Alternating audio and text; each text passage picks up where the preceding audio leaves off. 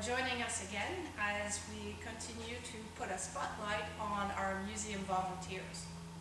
Our next episode covers another restoration team, and some of you might have figured it out. It will be the Bolingbroke restoration team. Bolingbroks are pretty important to the history of Greenwood for two reasons. First, the Bolingbroks were used during the war years at Station Greenwood under the British Commonwealth Air Training Plan. And secondly, 404 Squadron, a squadron that is currently here in Greenwood, used Bolingbroks overseas during the Second World War. The restoration of the Bolingbroke is progressing quite well if you consider where it started from after the aircraft crashed. So let's pack up again and go over to the restoration shop. Down at the end we have the longest restoration going is the Bolingbroke. I think Dan said it's been going on for about 17 years. 60. And he's still going away with it. Now it's rebuilding the engine cowlings that you can't get parts for. You see the engines in the background. It's just ongoing and shows you the dedication that some of these people have and what they can actually do with something from nothing. I always accused Dan of taking scrap metal and turning it into something that looks good, and I think he's very successful. Thank you for the tour, Bob. Good day, my name is Dan Dale. I've been with the museum here now for about 17 or so years. I'm the project director for the Bolingbroke, which we've been working on for about 17 years. Well, we're nearing the end, 90% to go.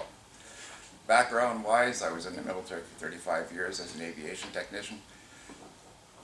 Lived in Edmonton, Moose Jaw, Winnipeg, here, all around. I'm a civilian pilot, worked on my own, and also a EAA technical inspector a while back, so I got a chance to work on other people's airplanes and so on. I built 3 of my own airplanes over time, so I got a little bit of experience doing all that. I guess that's what gave me the background to get all this stuff done. Yeah, I'm Ian Patrick. I'm a retired Air Force pilot. I was with the Royal Canadian Air Force Auxiliary, the Royal Canadian Air Force, and the Canadian Forces for 42 years. And I helped found the museum here, and I volunteered for 6 months to be the chairman, and here we are 32 years later, and I'm still the chairman. I guess I'm irreplaceable, and what I've been doing mainly is concentrating on building up the museum from the 1,100 square feet we had initially to the over 10,000 square feet plus that we have now. And throughout that time, I've basically been the curatorial person responsible for all the displays.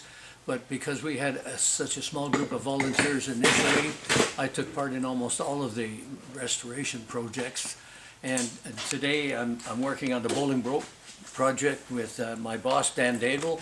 And as you can see, the little project I'm doing here is there was one Zeus fastener connector that was broken off, so I had to design and build a new one, which is here, and that will hold this piece of the cowling on.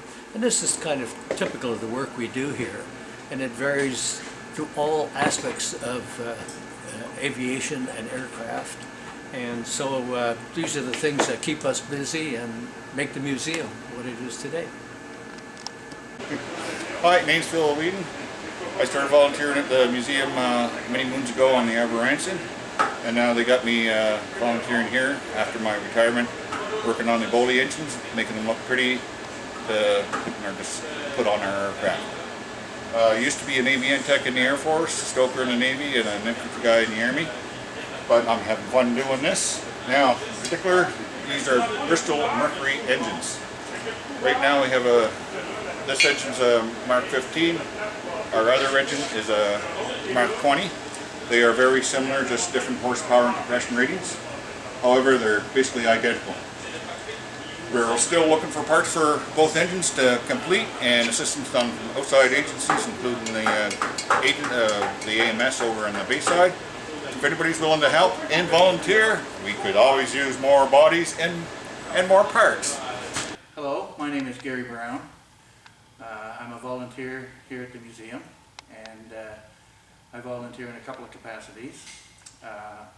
I do some flight ed one day a week during the season when we have the grade 6 students in from various schools. And the other day of the week, I work on the Bolingbroke, which is a bomber, World War II bomber. My background is IT. I used to be the IT person for IMP Aerospace over in 413 Squadron on the operations side of the base, and retired about, I guess, 4 years ago now, and this is my second year with the museum. As I said, I was put on the crew for the Bolingbroke, and the first task that I had was we had to rebuild all this bomb bay. There was no bomb bay left in the original airplane, so we had to manufacture doors, the mechanism that closes the doors, and all that sort of stuff. That's finished, thankfully. It was a fairly onerous task. And one of the other guys, the lead on our team, Dan Daigle, he made the bombs. They're actually similar to the 500-pound bombs that would have been on the airplane originally, and quite neat. So now that that's done, I've been retasked to work on the upper gun turret. On the Bolingbroke, depending again on the version of the aircraft, would determine whether the turret went up or down. They could go down into the fuselage a little bit to make for airstream, and then they could put them back up again when they needed to use the gun. I'll just go up here. The turret is movable. This is the gun cavity here, and as you swung that gun cavity, it either would stop shooting when it came past the tail, or the guns would elevate and go over the tail. We're not sure how that worked yet, but we're figuring this out as we go. That's the turret. The entrance to the turret is right here.